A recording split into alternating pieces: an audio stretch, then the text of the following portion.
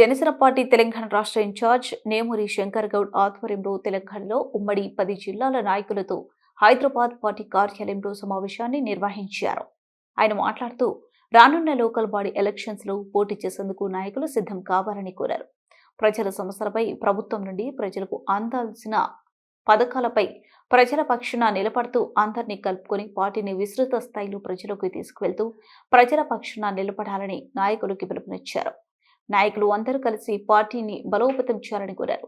ఈ సమావేశంలో Kukatpally contestant MLA అభ్యర్థి ముమ్మారెడ్డి ప్రేమ్ కుమార్, ఖమ్మం నియోజకవర్గం కంటెస్టెంట్ ఎమ్మెల్యే అభ్యర్థి రామకృష్ణ, వీర మహిళా విభాగం చైర్మన్ మండపాక కావ్య పాల్గొన్నారు.